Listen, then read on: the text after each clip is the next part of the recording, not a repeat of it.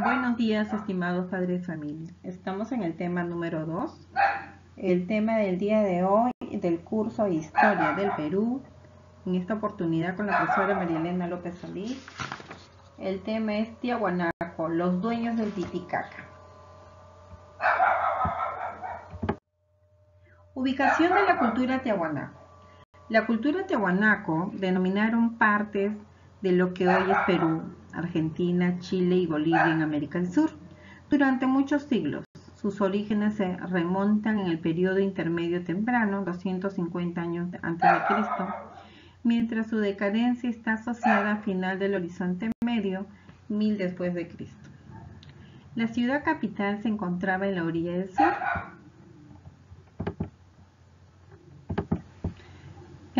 del sur, del lago Titicaca, en la frontera entre Bolivia y Perú. La capital fue Tiahuanaco, que se encuentra en la cuenca de los ríos Tiahuanaco y Catari, entre los 4.200 y 3.800 metros sobre el nivel del mar. Los suelos eran pantanosos y se inundaban estacionalmente a causa del deshielo del Quelqueya.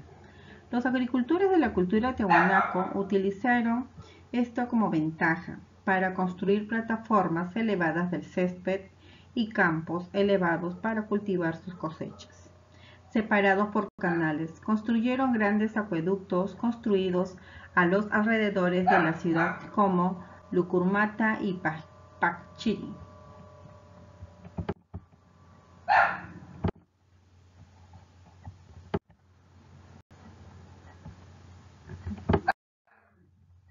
En este mapa que visualizamos aquí, esta es la cultura Tiahuanaco. Por lo tanto, es un sitio arqueológico, la ciudad actual. Nos dice, estas son las representaciones. Esto es Omo, Chenchen. La ciudad actual ahorita es esto, ¿no? El lago vendría a ser, este es el lago Titicaca. Acá está Puno. ¿Ya? Muy bien. Por lo tanto, por eso nos dicen que la cultura Tiahuanaco se establecieron en orillas del lago Titicaca. ¿Ya? Se establecieron en el lago Titicaca, teniendo como escenario la meseta del Collao.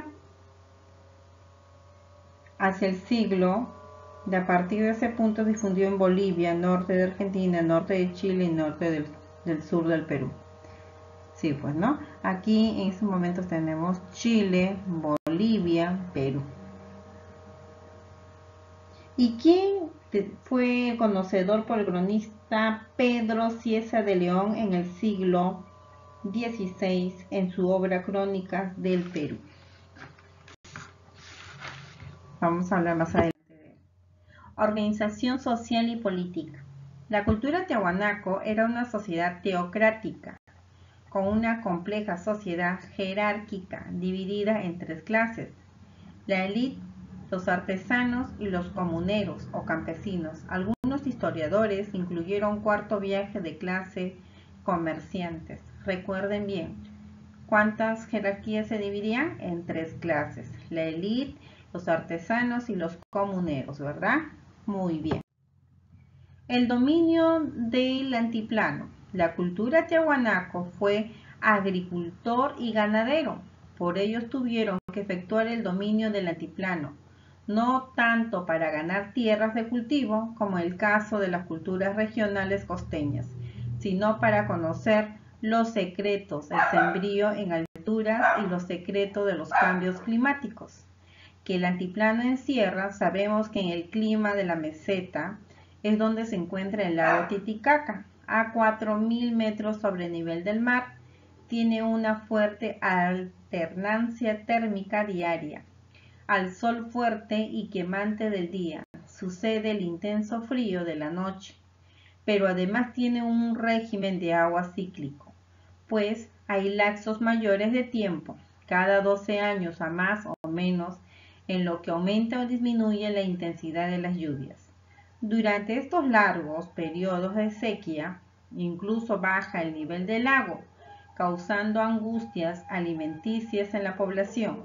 De otro lado, los periodos húmedos tampoco son totalmente beneficiosos, dado que los ríos aumentan su caudal y causan serios estragos en las poblaciones de agricultores no prevenidos, pues debido a que el antiplano, cerca del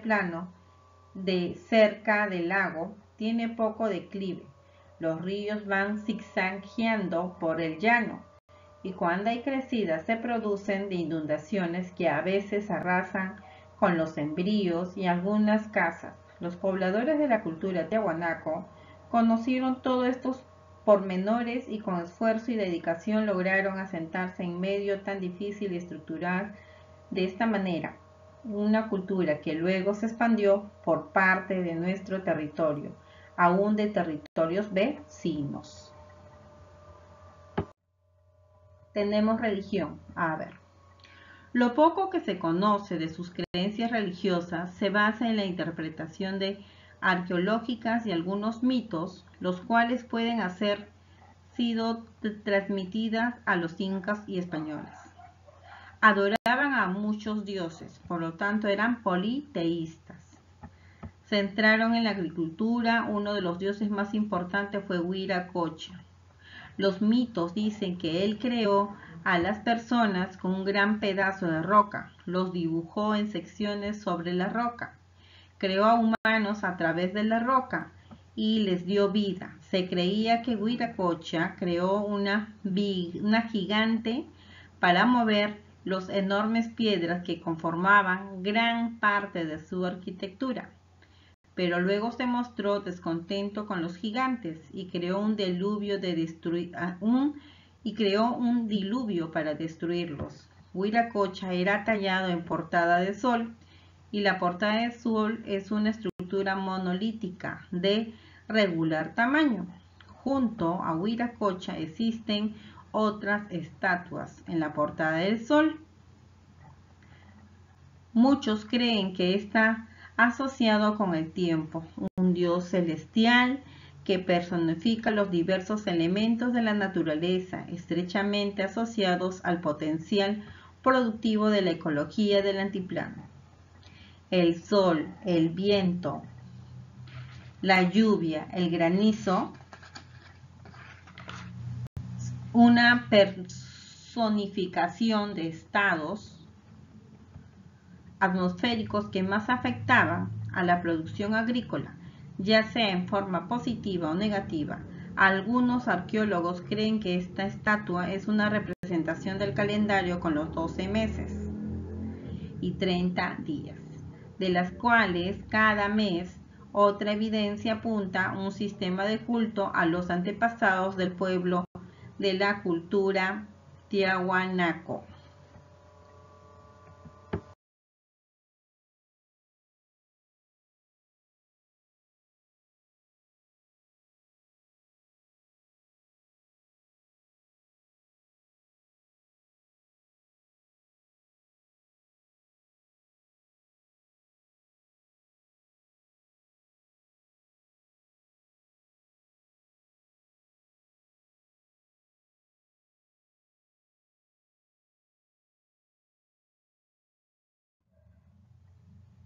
En la economía tenemos a la agricultura y la ganadería. Logrado el dominio del altiplano, cultivaron plantas de excepcional valor alimenticio, como la papa y la quinoa, como plantas de altura, en tanto que en otros valles más bajos que colonizaron posteriormente sembraron maíz, yuca, oca y frutales en general. El dominio antiplánico consolidó también un sistema de ganadería, ya que si bien la meseta es dura para sembrío, en cambio ofrece inmensos territorios cubiertos de pastos naturales propios para el camélidos andinos. De este modo, supieron aprovechar la agricultura y la ganadería cuando deshidrataban a la papa y la secaban al sol. En la misma forma, lo que también lo hacían con la carne, obteniendo el chuño y el charqui. Se pudieron ser conservados por mucho tiempo y que les sirvieron para estos periodos cíclicos de la sequía y de escasez. Interesante, ¿no? De la papa sacan al chuño, ¿verdad? Y esa costumbre se sigue todavía en la actualidad, chicos. Allá en provincias se sigue haciendo de esa forma. Para que hagan el charqui igual, ¿no? Echan sal, lo ponen en todo el frío. Y de esa forma obtienen nuevo producto. Bien, tenemos también la arquitectura. Las primitivas muestras arquitectónicas fueron los dolmenes o construcciones de piedras rectangulares que habilitaron con fines de vivienda. Posteriormente edificaron los chulpas o construcciones que tuvieron con fines funerarios hechos de piedra y de barro. Inicialmente eran de forma cuadrangular. Después optaron la forma cilíndrica, teniendo como base la piedra labrada y pulida, tal como se observa en las famosas chulpas o sillustani en Puno. Después de estos, los restos arquitectónicos más importantes son las terrazas de Pumapum, de forma semicircular, las fortalezas de Acapana y el palacio de Calasaya.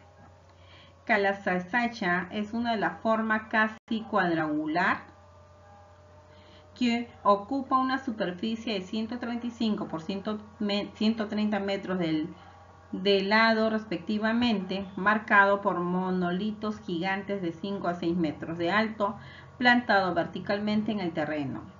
Calasaya significa piedra parada. La finalidad de esta construcción aún no está determinada, aunque algunos creen que se trata de la estructura de un observatorio solar para señalar las estaciones del año. En una de las esquinas de Calasaya se encuentra la famosa Portada del Sol.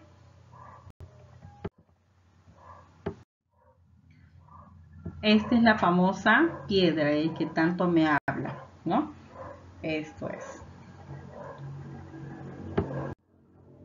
La Portada del Sol es una piedra gigantesca de una sola pieza, de más de 4 metros de ancho por 3 de alto y 80 centímetros de espesor. En la parte inferior tiene una abertura de 1 metro de ancho por 2 de alto, que está portada propiamente dicha. En la parte superior y central de la piedra se encuentra esculpida en alto relieve la figura de Dios Huiracocha, en forma estilizada, rodeada de dioses menores o geniecillos, que en 3 hileras de 8 cada una y cada arrodillados miran hacia la imagen de Huiracocha o dios antropomorfo, figura humana, que en representación del calendario astronómico, ¿ya?, que sostienen 2 báculos, uno en cada mano, y cuya cabeza está circundada de rayos. Para algunos estudiosos, esto es la representación de un calendario astronómico. En la parte posterior de la portada se encuentran grabados algunos signos escalonados, cuya interpretación sigue siendo un misterio para los investigadores, ya que para unos representan el infinito, para otros el recorrido del nacimiento a la muerte. En una palabra, es la gratificación de la vida humana. Es la graficación de la vida humana, ¿no? Bien, esta es la portada del Sol. Escultura. Está representada por sus monolitos de gran tamaño y de carácter monumental, tal como la podemos apreciar en los monolitos de El Fraile y el de Benet. El primero está esculpido en arenisca y la figura es de 2 metros con 80 centímetros de alto por 60 centímetros de espesor. El de Benet a su vez también está esculpido en arenisca, que tiene 7 metros con 30 centímetros de alto, en total ocupando solo la figura de 5 metros con 30 centímetros por 70 centímetros. Pesa 17 toneladas y representa a un ser antropomorfo que sostiene un vaso en una mano y en la otra aprisiona a una extraña figurilla. Luego tenemos la cerámica. Es sobre todo una cerámica incisa. Los vasos son de regular tamaño, de paredes gruesas, pintados de rojo, anaranjado, marrón y blanco. Los motivos o adornos representan el cóndor, felino y la serpiente, utilizando además el signo escalonado como figura geométrica. Las formas predominantes son el quero y el pebetero. El quero se fabricaba principalmente de madera o de arcilla, rematada en bordes de madera.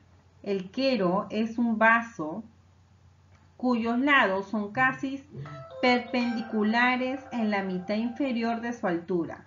Luego van ensanchándose gradualmente hasta su borde superior, cuyo diámetro alcanza el doble de la base. Algunos tienen una acanaladura horizontal por dentro, que se refleja con un borde hacia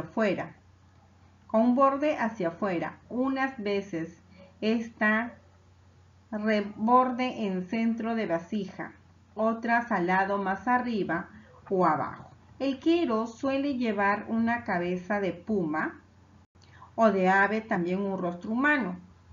El pebetero, por lo general, tiene la forma de un felino con el lomo abierto. Era un huaco ceremonial porque servía como incenciario en los templos, ya que llenaban su abertura con hojas aromáticas que al arder esparcía su perfume. Esto es el quero. ¿No? Tenemos figuras geométricas y acá también nos dice que sus figuras que ellos representaban. Vamos a hablar ahora sobre la metalúrgica. Pueblo más agrícola y ganadero que industria o guerrero. Metalurgia. Pueblo más agrícola y ganadero que industrial o guerrero.